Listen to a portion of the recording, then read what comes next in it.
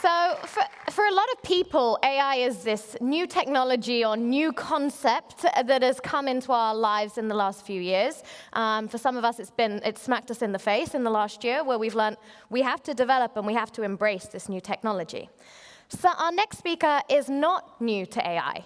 And it's actually very unique that we have a woman from Bolivia who has been working in AI for over 20 years.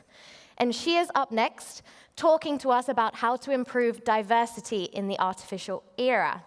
So I want to welcome on stage the AI author and the professor of artificial intelligence, Dr. Gissel Velarde.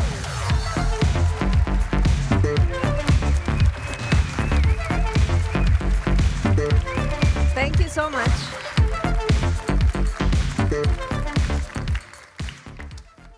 If this conference was happening 200 years ago, only half of us would be alive.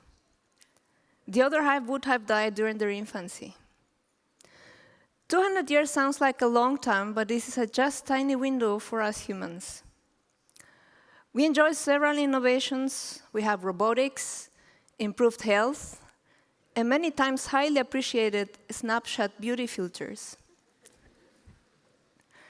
And if predictions are right, we are going to enjoy a golden epoch in a couple of decades in this AI revolution.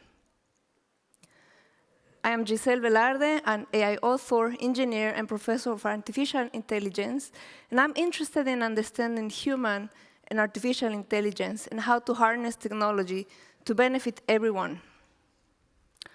We are here because we have a common ideal. We believe in technology and diversity.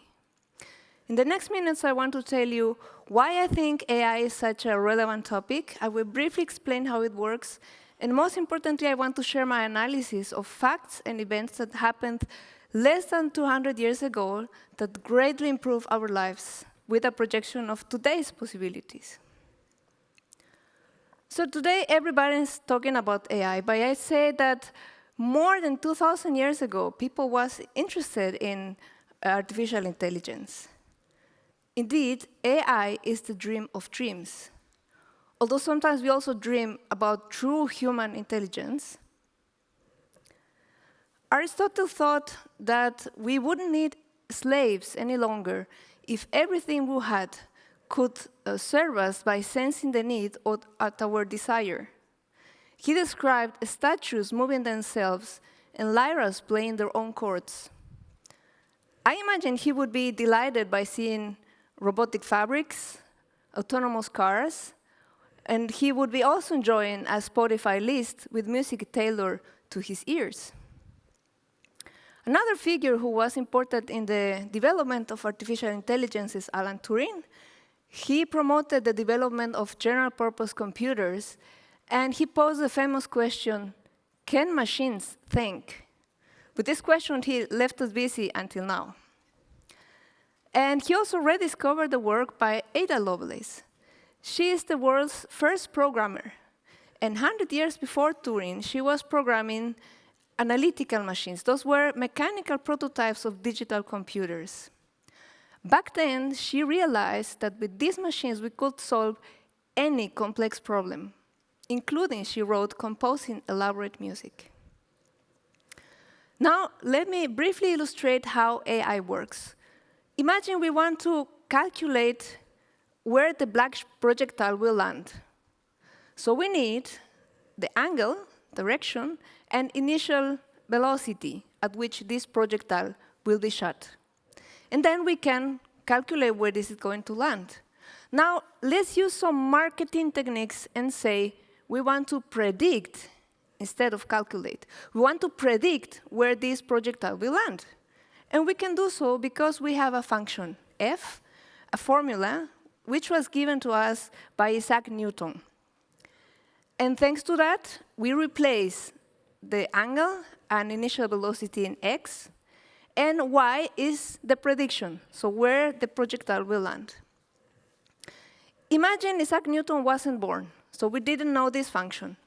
We could still approximate the function if we have enough data. So we would have to run an experiment and shot thousands of times at different angles, at different initial velocities, and each time I would have to measure where this projectile is landing.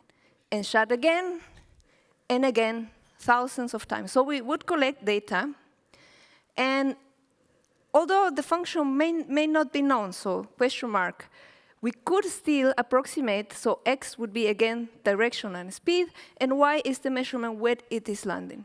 So with the data that we have in machine learning, we can approximate f. So we would have a hypothesis g, which is the approximation of f.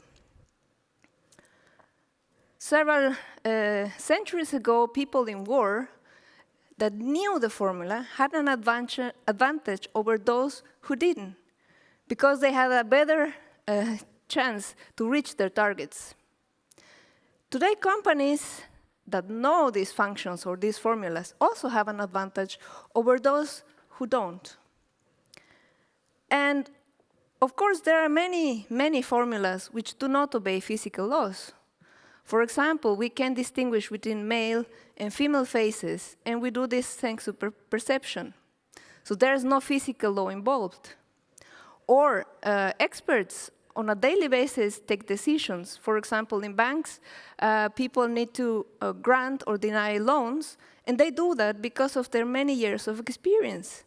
So these formulas lying in the heads of experts can still be approximated if we have enough data with machine learning. And that is how we approximate all the formulas of the world.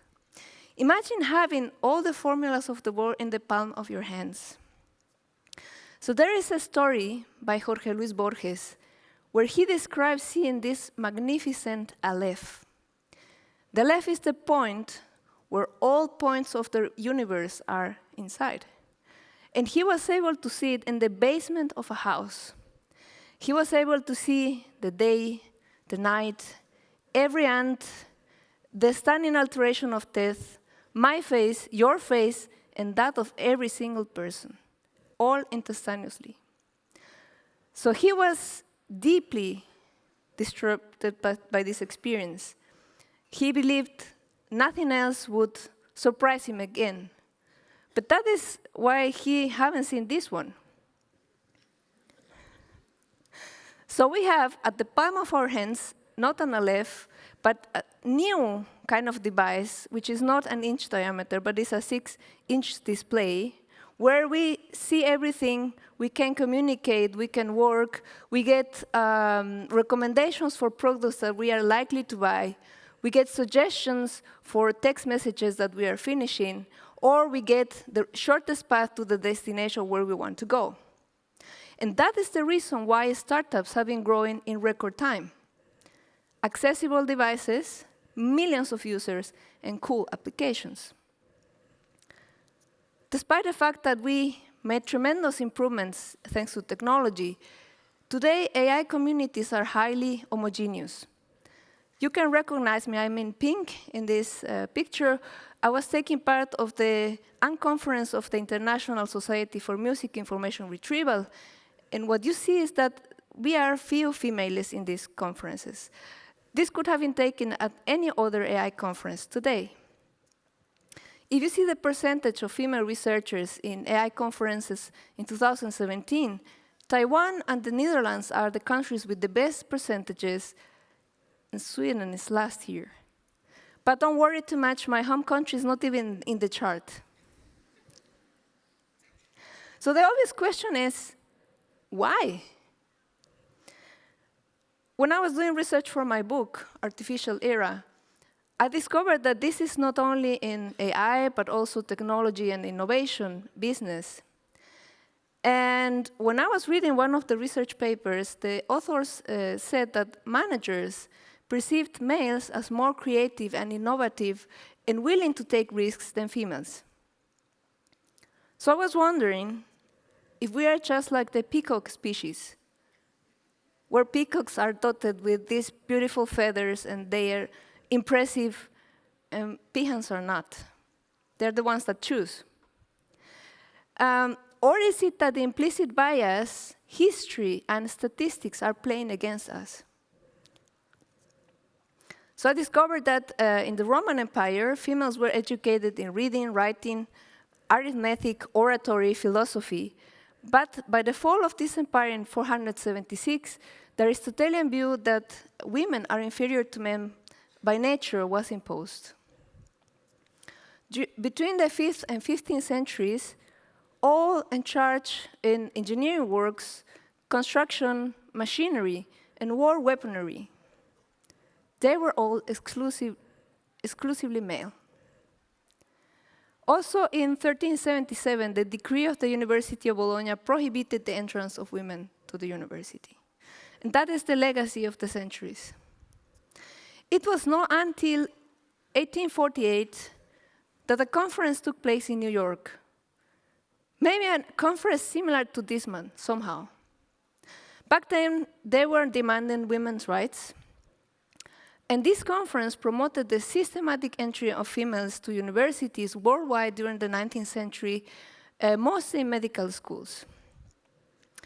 This coincides with a reduced infant mortality. Indeed, physicians recognize that many of the causes of infant mortality were due to the lack of knowledge of the female sex and its basic norms of hygiene. So there is a relationship between the 1848 conference, women in universities, reduced infant mortality, and the health revolution.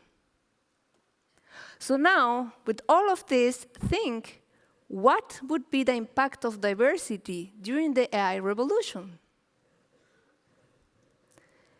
Diversity means higher productivity, avoiding bias applications, and ethics. Can we create the future we want? So I'm bringing 6 tips for institutions to help improve diversity. First, design a strategy. We need leaders, compromise, and that understand the importance of diversity. They have to measure progress with concrete actions, penalize or reward if needed to reach your targets, educate about implicit bias. Norms in the intranet of your organization are not enough. You have to run workshops and make people aware of this problem. Develop a conscious culture. So again, maybe you can take an implicit bias test and look at yourself. Empower the minority, perhaps by offering specialization courses. And debias or recruit selectively to reach targets. And now I think, most important, every individual can make the difference. So design the present, influence the future. By creating applications that influence the life of a few or millions, you can take part actively in the creator's life. Be a bonobo, not a chimpanzee. For me, the tech arena is similar to the jungle, and our closest relatives in the animal kingdom are bonobos and chimpanzees. Indeed, we diverged from a common ancestor, of course, millions of years ago. And chimpanzees are highly hierarchical, brutal, power-hungry, Machiavellian, and technological. Bonobos are collaborative, tolerant, peaceful, and playful. So technologies could feel threatened when newcomers are entering their territory and could react like a chimpanzee. On the other hand, that could be collaborative, enabling a positive environment for everyone. Treat your career as if you were a prima ballerina. Prima ballerinas know that their careers are highly competitive and they cannot leave the stage for long periods of time. So if you are planning to have kids, remember how important it is for you to keep in shape and keep working. Be aware of possible obstacles. Indeed, unfortunately, minorities are likely to suffer implicit bias, discrimination, even harassment. But be self-confident. It could be that you are the only person that can help you recover confidence in yourself. So be self-confident, trust yourself, and Of course, you will experience surprises, successes and failures. Although failures are unpleasant, you can always learn from them. This is called experience. Stay on the edge. Always read about the latest trends. Come to conferences like this one. Network. And most importantly, don't forget to take pictures and put it in your social media. This will get more likes than any other publication of yours.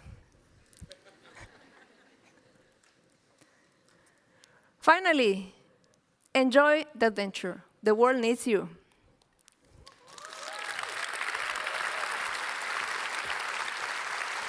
Thank you so much, Gissel, and it's Thank a true you. honor. I know you've come all the way from Germany just to be with us today, so we feel very grateful. And you're actually going to stay with me as we now are going to... Before you call others, please scan my website. We are running a survey with my colleagues and I to understand your motivations for being in tech. So please scan it. The survey, it's called People in Tech. Thank you very much. And I am going to model Gissel's book as well. We have a discount code in the merch shop for you to order it. It is fascinating. Thank you very much. Yes.